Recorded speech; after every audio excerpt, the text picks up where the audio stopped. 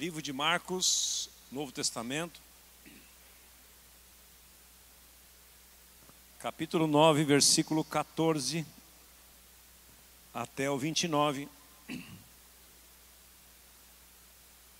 O evangelista narrou, gravou uma história, um caso. Vou tentar trabalhar em dois cases aqui hoje, dois casos, dentro desse tema que eu comecei a semana passada. Nós estamos numa jornada de 40 dias de jejum e oração. Começamos domingo passado, estamos completando já 7 dias. Já foram 7, só faltam 33 para quem tem pressa de acabar. Jejuando pelo menos uma refeição ao dia, para nos dedicarmos à oração, à meditação na palavra, a ouvir Deus, a nos aquietar para ouvir Deus, receber direções para Ele, porque o jejum faz isto para a nossa vida. Domingo que vem eu desafiei o Felipe para falar sobre os benefícios do jejum, no que diz respeito à medicina, olhando pelo aspecto da medicina. Até para isso faz efeito. E o Felipe vai falar conosco. Está sabendo agora aqui agora? Está sabendo agora, então, né, Felipe? Vai preparar um... Né, Rafa? E vamos que vamos. Então, Marcos ouvindo Jesus falar, ele escreveu. Ele não tinha gravador naquela época, mas ele tinha uma pena nas mãos, andava com ela e anotou um registro aqui de um acontecimento. O título desse trecho das Escrituras é A Cura de um Jovem Possesso. Eu vou ler aqui no meu computador, porque eu fiz algumas anotações já aqui, já fica tudo dentro. Verso 14 de Marcos, capítulo 9. Quando eles se aproximaram dos discípulos, viram numerosa multidão ao redor e que os escribas discutiam com eles. Marcos 9, 14, está certo? Quando eles se aproximaram dos discípulos, viram uma numerosa multidão ao redor e que os escribas discutiam com os discípulos. E logo toda a multidão, ao ver Jesus, tomada de surpresa, correu para ele e o saudava. Então, ele interpelou os escribas, dizendo: o que é que discutis com eles aí? O que está rolando aí, em outras palavras, né? E um dentre a multidão, Jesus percebeu aquele alvoroço ali, e um dentre a multidão respondeu: sabe o que é, mestre? Trouxe-te o meu filho, que é possesso de um espírito mudo. Na outra versão diz: eu trouxe meu filho aqui porque ele é lunático. A palavra lunático significa alguém com distúrbios mentais, né? Ele é lunático, sofre muito. Muitas vezes ele cai no fogo e outras muitas na água. A outra versão diz: ele tem sofrido horrivelmente com ataques epiléticos. Então, eu peguei 3 versões para mostrar para você o ângulo dessa situação.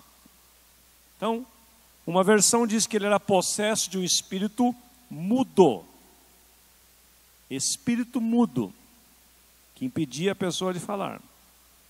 A outra versão diz que ele era lunático, tinha distúrbios emocionais fortes, psíquicos. A outra versão, a King James atualizada, diz que ele tem sofrido horrivelmente com ataques epiléticos. Tem convulsões e sofre muito. Esse era o quadro desse menino. Provavelmente um adolescente, um pré-adolescente. Era o pai falando, dando esse relato para Jesus.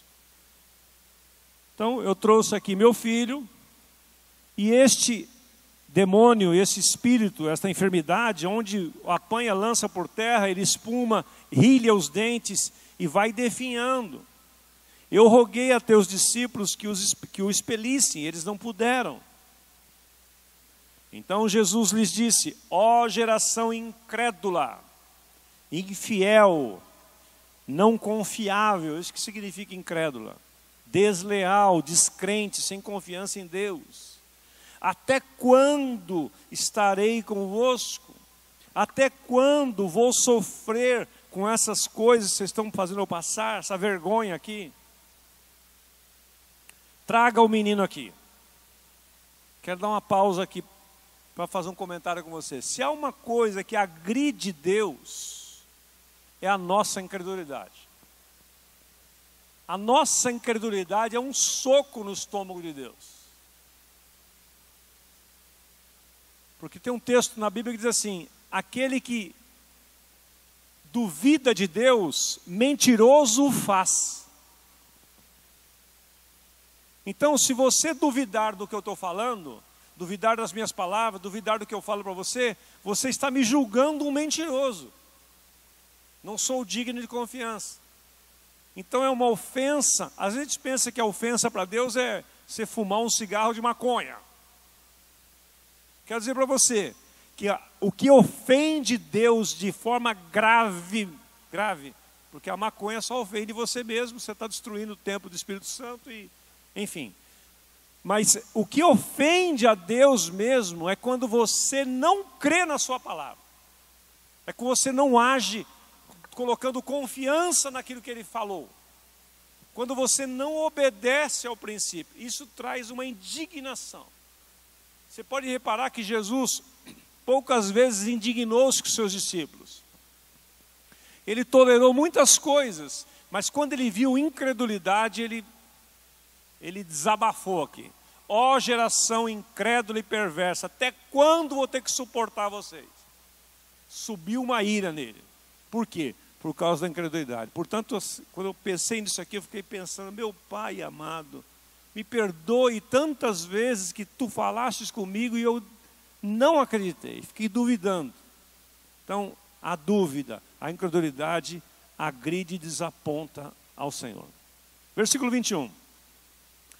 Trouxeram, ele falou: traga então o menino aqui. Trouxeram. Quando ele viu a Jesus, o Espírito imediatamente o agitou com violência. Caindo ele por terra, revolvia-se espumando. Vou ler na versão da King James atualizada agora. Diz assim: e logo o trouxeram, assim que o Espírito viu Jesus. Porque quando você lê na outra versão, dá a impressão que é um menino que viu Jesus. Assim que o trouxeram, logo que ele o viu, a gente às vezes não para meditar nas Escrituras, não pega algumas coisas. Quem viu aqui não foi o menino, quem viu foi o Espírito que estava agindo dentro do menino. É isso que o texto relata. Quando o Espírito viu Jesus, no mesmo instante, provocou uma convulsão no menino. Este caiu no chão e começou a rolar, espumando pela boca. Perguntou, pois, Jesus ao pai do menino: há quanto tempo isso acontece com ele? E o pai respondeu: desde a infância.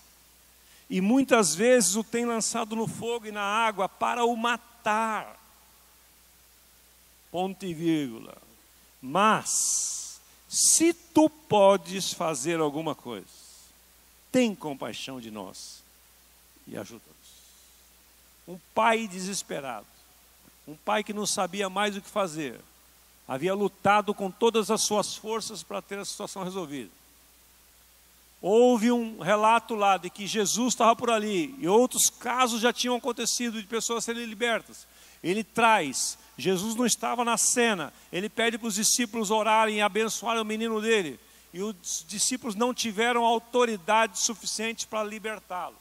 Jesus chega, faz uma rápida entrevista com aquele pai, identifica, Jesus discerne o que os discípulos não discerniram. Presta atenção nas dicas aqui. Quando os discípulos ouviram o pai falar que o filho dele sofria de epilepsia, tinha era lunático, os discípulos falaram: meu, como é que faz com isso? Vamos orar. Abraçaram o menino, deve ter abraçado o menino e falou: pai, tem misericórdia dele, essa criança tão inocente, que de repente o demônio... Aí os discípulos saíram correndo, eu acho.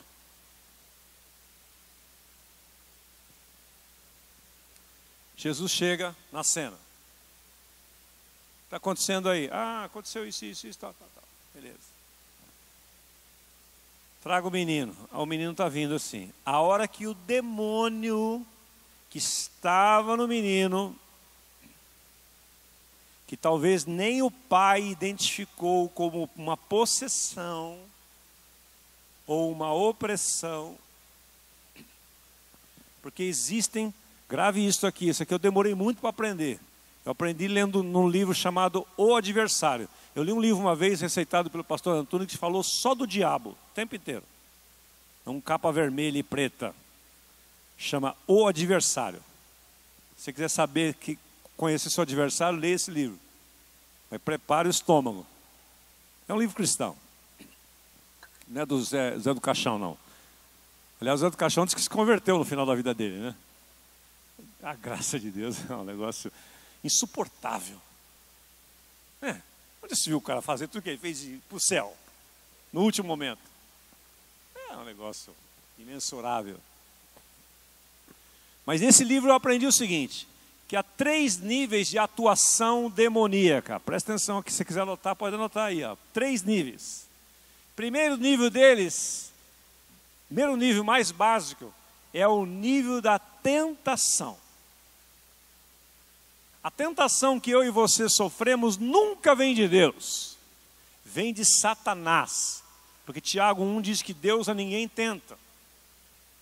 Tiago 1 diz, ao ser tentado, nunca diga, Deus me tentou, Deus me provou, Deus criou um negócio para mim assim, eu caí. Não diga isso, porque Deus a ninguém tenta. E Tiago 1 vai mais fundo. Cada um é tentado pelas suas próprias concupiscências. Ele concebe isto, aquilo fica dentro do seu coração, ele não confessa, ele não abre para ninguém. Aquilo leva ao desejo intenso, uma concupiscência, leva ao pecado e o pecado leva à morte. Então o primeiro nível da atuação maligna de demônios é a tentação. Quando você sentir algo que vai contra os princípios da palavra, sentir desejos que vão contra os princípios da palavra, saiba que o diabo está no teu encalço. O Satanás destacou demônios, porque o exército do demoníaco é organizado. Ele tem hierarquias, o negócio funciona lá. Eles morrem de medo um do outro, e eles têm demônio específico para cada tipo de tentação. Por isso que quando você começa a conviver com pessoas que passaram, por exemplo, de centro de Umbanda, Candomblé e tal, você começa eles identificam demônios. Demônios têm nome, porque demônios têm características específicas, e tem missão específica. Vou dar um exemplo para você aqui. Um demônio chamado Pombagira. Ele tem a especialidade, ele tem a especificidade de ser conquistador. Uma pessoa com o demônio de Pombagira, ela conquista quem ela quiser. Ela tem uma unção maligna para conquistar pessoas para o sexo. E o demônio de Pombagira pode atuar tanto em homens quanto mulheres. Outro demônio chamado Zé Pilintra, esse não, Daí, que leva as pessoas à bebida? Você que andou lá também? Zé Pilintra. O Zé Pilintra, ele tem a especialidade, o Odair, é verdade, ele viveu no candomblé antes de se converter. O Zé Pilintra, ele induz as pessoas à bebida, a encher a cara, a não ter controle. Você pode reparar isto. Uma pessoa que tem problemas com alcoolismo, ela toma um copo, começa a ficar alegre, toma 2, daqui a pouquinho ela é transformada, até o semblante muda. Não é a bebida, querido, é um demônio. Nós convivemos com alguém assim na nossa família. A pessoa era um doce quando estava sóbria. Quando bebia, ficava agressiva, ficava louco. Teve dias que ele pegou faca dentro de casa para matar o outro, matar filho. Como assim? A bebida faz isso? Não, é o demônio que age através da bebida. E tudo começa com a tentação. É o primeiro nível. O segundo nível é o nível da opressão. Opressão é quando você já está na garra, já está... Aliás, Deus me deu uma visão aqui, que depois eu vou falar para vocês no final. E nós vamos orar para algumas pessoas aqui. Mas quando você já está amarrado, você já está atado. Você já não consegue mais, você oprimido, você está num aperto, você está encurralado. Você se sente sem saída. O sintoma é, não tem jeito.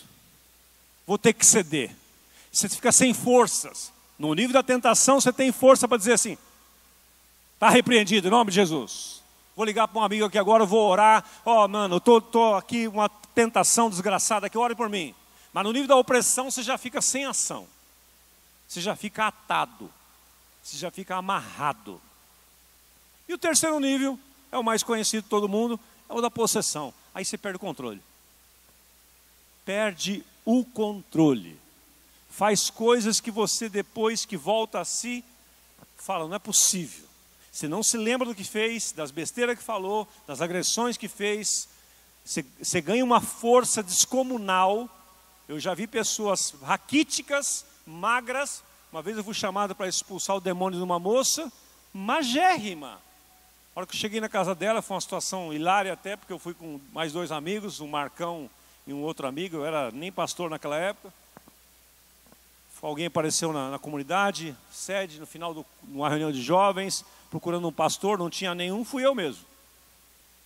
A pessoa está passando muito mal, mas eu não sabia que era demônio. Talvez se eu soubesse eu não fosse. Não sei. Ela está passando muito mal, precisava que alguém orasse por ela. Eu falei, vamos lá, orar, vamos lá. Pusemos a galera no fusquinha e fomos lá. Na hora que chegamos na porta da casa da pessoa, ali perto do Jardim Aricanduva, aquela região ali, ouvia-se lá de fora o rosnar do demônio. O amigo meu que estava no carro, o Marcão, era meu discípulo, primeiro discípulo, o segundo discípulo correu. Não vou falar o nome dele aqui, que vai querer ver, né? Tudo bem com você? Saudades, hein? Apareça. Mas esse outro falou assim, Osmar, você não leva mal, mas não vou descer não. Falei, por quê? Falei, minha vida não está muito em dia com Deus não. Ficou no carro. Aí descemos. Chegamos, entramos na casa, uma casa muito simples. Cadê a menina? Está aqui no quarto, vem cá. É uma moça. Beleza. O que ela tem? Está passando mal, a gente já orou, mas não sabe o que faz. Passando mal, legal. Ao que cheguei no quarto, meu amigo, uma atmosfera, um cheiro de enxofre dentro daquele quarto. Um fedor desgraçado, um negócio horrível. Quarto escuro. Aí acender a luz, ela está com o cabelo abaixado. O cara levantou a cabeça assim, com aquele olhar de um demônio rosnando. Eu falei, pronto, agora sim. Agora é o teste. Aí eu fui em direção a ela, me fingindo de calmo. Fui em direção a ela. Na hora que eu falei, qual é o nome dela? Fulano e tal. Eu olhei para ela e falei assim, levante sua cabeça. Ela voou no meu pescoço. Eu peguei os 2 braços dela no ar, assim, ó. E a força dessa magrela. Mas eu conhecia, já convivia com os meus pais espirituais, Ademar, Antônio e Beto, já tinha visto ele fazer algumas ações assim, eu imitei. Não é que deu certo? O nome de Jesus é poderoso, aquela menina foi liberta completamente, liberta. A hora que a pessoa é liberta, ela volta, ela não sabe nem onde ela estava. É o nível da possessão. Esse menino estava opresso, oprimido quase sempre. Em alguns momentos, esse demônio se manifestava de forma violenta e o lançava no fogo e na água, e é isto mesmo.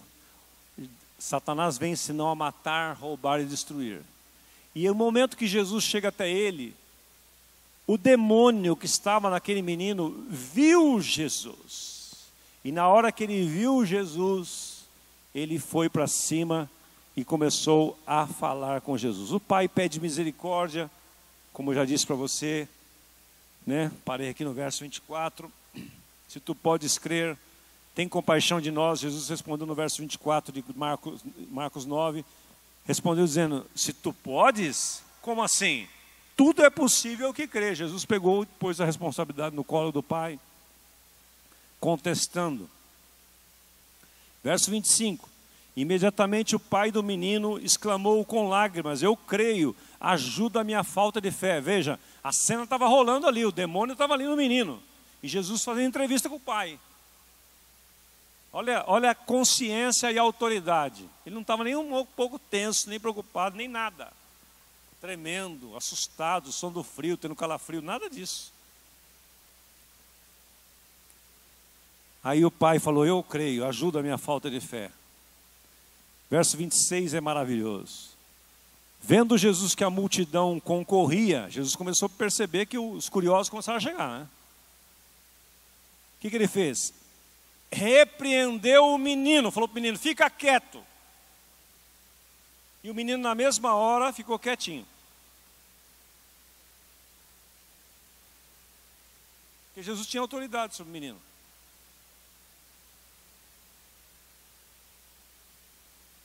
Vocês não vão me contestar? Eu falei fora da Bíblia. Vocês não estão acompanhando, não? Jesus repreendeu quem? Ah, ele não repreendeu o menino. Ele amou o menino. Ele repreendeu o espírito que estava dentro do menino. Ele não falou em nenhum momento com o menino, porque o assunto ali não era o menino. O menino era apenas alguém que estava sofrendo horrivelmente, porque havia um demônio escravizando. Jesus repreendeu o espírito imundo, dizendo-lhe, espírito mudo e surdo. Olha o discernimento de Jesus onde chegou. O pai lá atrás dizia assim, ele às vezes é possuído por um espírito mudo que o impede de falar. Jesus vai além, ele identificou que ele estava possuído por um espírito surdo e mudo. E ele repreendeu e ordenou. Ele não conversou com o demônio, não fez entrevista. Ele repreendeu, ele deu uma voz de comando, ele deu uma ordem. Sai desse jovem e nunca mais tornes a ele. E ele clamando, ele e o demônio, que Jesus a conversa aqui era com o demônio. Clamando, agitando muito, saiu, deixando como se estivesse morto, a ponto de que muitos diziam, morreu. Que foi uma cena, né? Jesus dá uma ordem e o menino, pá! A galera falou assim, ih, morreu. Morreu. Mas Jesus tomando-o pela mão, aí sim o menino, ergueu-o e ele se levantou. Verso 29. Quando entrou em casa, ali no momento da comunhão, da célula, com os seus discípulos, os discípulos então perguntaram em particular, que não tiveram coragem de perguntar publicamente lá, né? Mestre, vem cá, por que é que nós não podemos expulsá-lo? Por que funcionou com o Senhor e não funcionou conosco? Nós também oramos pelo menino, Senhor. Nós fizemos tudo que estava ao nosso alcance. Nós fizemos tudo o que era possível. Por que conosco não funcionou e contigo funcionou? Aí Jesus respondeu para ele assim, sabe por quê? Certa casta, certa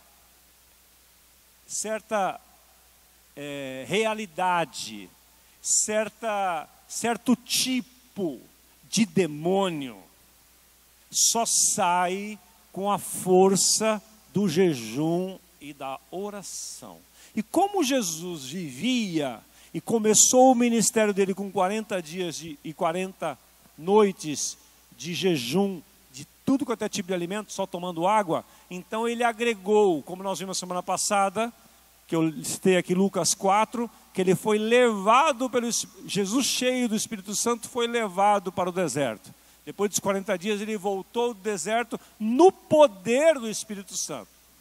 Então, Jesus tinha as duas coisas. Ele era cheio do Espírito Santo, que significa, ele manifestava o fruto do Espírito por onde ele passava, longanimidade, bondade, mansidão, temperança, domínio próprio, amor, fidelidade, os 9 manifestações do Espírito, porque ele era cheio do Espírito, mas ele tinha autoridade, ele tinha poder. Então, muitas vezes, tem muitas pessoas que falam, eu não quero poder, eu quero só ser santo, eu quero ser bonzinho, eu quero... Não, você não pode escolher assim. Você tem que imitar Jesus. Você não é discípulo do Buda, você é discípulo de Jesus. Buda dizia, viver é sofrer. Então, minha vida é um sofrimento, eu sou assim, sou discípulo de Buda. Não. O discípulo de Jesus, ele é cheio do Espírito Santo, ele tem todo o fruto do Espírito manifestando na vida dele, mas ele tem autoridade, ele tem poder. Ele impõe as mãos sobre os enfermos e os enfermos são curados. Os opressos aparecem e são libertos. Agora, você aguenta mais um minutinho aí? Eu quero citar um outro caso para você. Lucas 4 agora. Esse é mais curto. Lucas 4. De 14 em diante.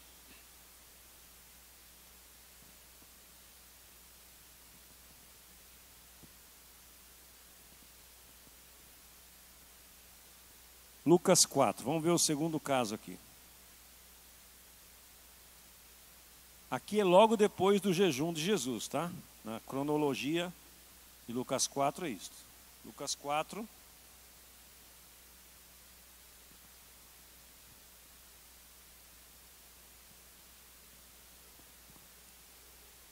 Eu vou ler saltado que eu quero chegar num ponto mais nervoso aqui no caminho.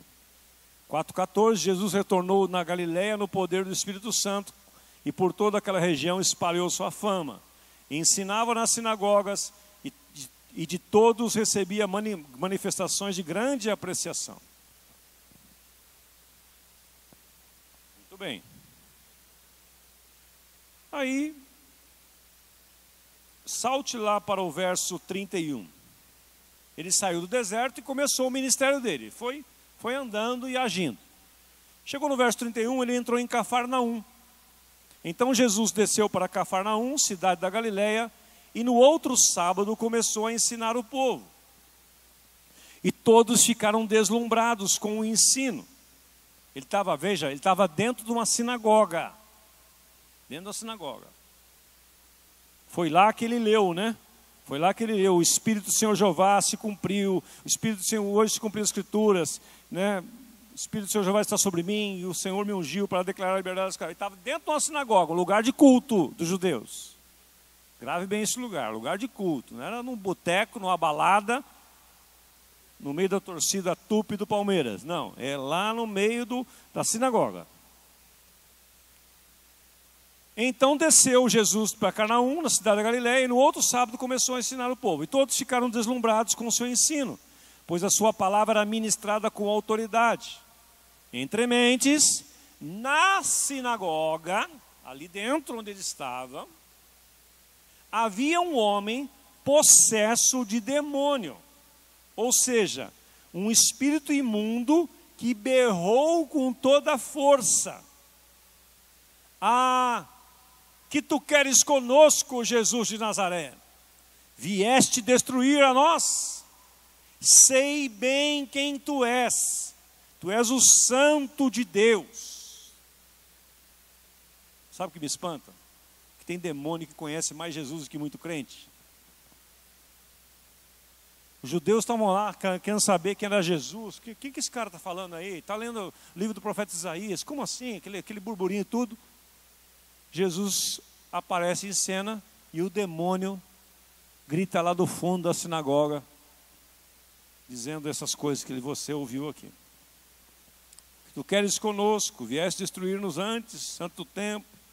Sei bem quem tu és, o santo de Deus. Versículo 35. Mas Jesus o repreendeu ordenando, fique quieto e saia desse homem. E imediatamente o demônio jogou o homem no chão perante todos e saiu dele sem o ferir. Todas as pessoas ficaram maravilhadas e diziam umas às outras: que palavra é esta? Pois até os espíritos demoníacos ele dá ordens com autoridade e poder e eles se vão. E as notícias a respeito de Jesus se espalhavam por todas as regiões da vizinhança. A aplicação que quero deixar para você aqui, linkando os dois casos. Primeiro caso, os discípulos estavam lutando com armas erradas. Pode subir aqui o Hélito e a turma, por favor. Os discípulos não venceram aquela situação porque eles estavam lutando com armas erradas. Por que eles estavam lutando com armas erradas? Porque eles não identificaram o tipo de inimigo que era. E então, eles estavam fazendo tipos de orações que não convinham ser feitas naquela situação. Aquela situação do menino requeria autoridade espiritual, poder que eles não tinham. Poder que surge, poder que vem, sensibilidade que vem, graça que vem, quando você está vivendo uma vida de consagração a Deus. Então, eles estavam lutando com armas erradas, os discípulos. Primeiro caso. O segundo caso aqui que me chama a atenção é: quanto tempo e quantas vezes aquele homem não foi para aquela sinagoga?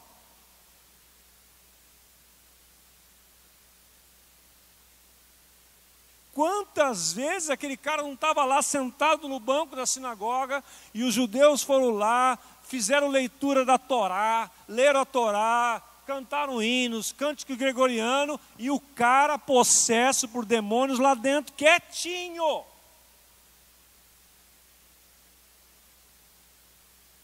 Só que esse dia alguém diferente chegou lá. E na hora que Jesus entra, o demônio não suporta aquilo. A aplicação que quero fazer para mim e para você. Você pode estar lutando com coisas na sua vida, com coisas dentro da sua casa, na sua vida pessoal, coisas dentro da sua casa, nos seus relacionamentos, na sua família, achando que é um distúrbio emocional, achando que é um estresse da sua esposa. Ela está muito estressada. Meu marido está muito estressado, está trabalhando demais. A minha mulher agora está assim porque ela está grávida, ou ela está assim porque teve bebê, ou ela está assim porque os filhos foram de casa, ou está assim porque os filhos casaram. Você vai arrumando desculpa para tudo. E você não discerne que há uma operação espiritual por trás daquilo para destruir a sua casa. Você começa a bater de frente com a sua esposa, bater de frente com seus filhos, gritar com eles, dar chilique dentro de casa e não resolve, porque é demônio. Não é a pessoa.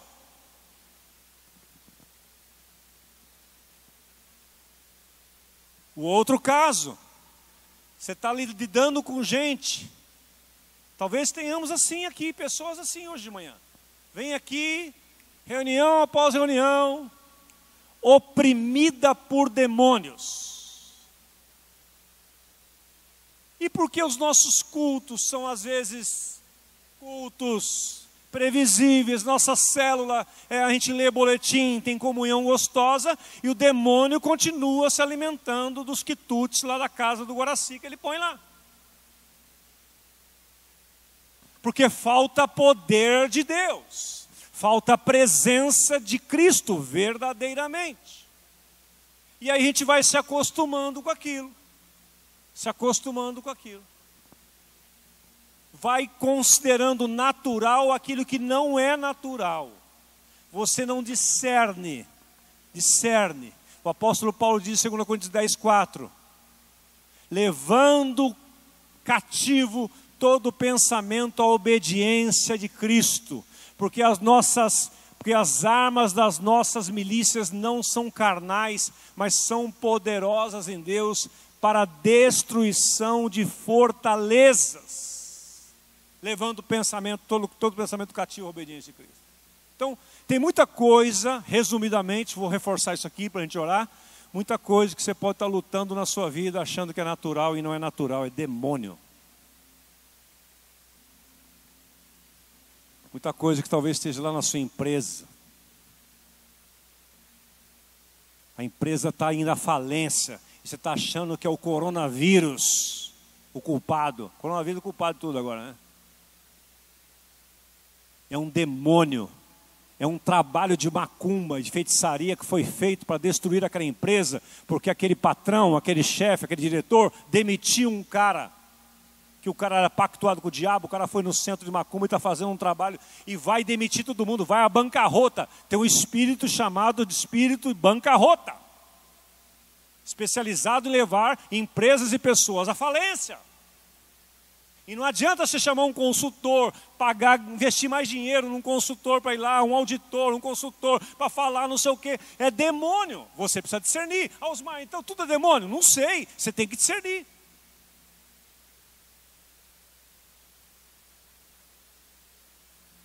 Para que você possa ter a lutar com as armas certas. Eu sei, dentro da minha própria casa, nós temos N histórias. Empregadas que foram trabalhar lá, que a Anice começou a ficar incomodada, começou a orar e chamou a empregada e disse assim: olha, quero que você saiba que você está trabalhando numa lar de um... Nós somos consagrados a Deus, essa casa é consagrada. Tudo que acontecer aqui de errado, eu quero que você saiba que Deus mostra para nós. Já botou os 2 pés no peito da menina. Mesmo assim, um dia nós viajamos e ela roubou coisas dentro de casa, brinquedos, umas besteiradas lá. O que Deus fez? Mostrou tudo para Anice. Anice chamou ela. Ela ia começar a trabalhar. Vem cá, vamos trabalhar, senta aqui. Se te falta disso. E a menina foi dura. Daqui a pouquinho a Anice falou: lembra que eu falei para você que Deus ia mostrar? Deus mostrou. E foi um esparramo. Então nós já tivemos várias experiências dentro da nossa casa.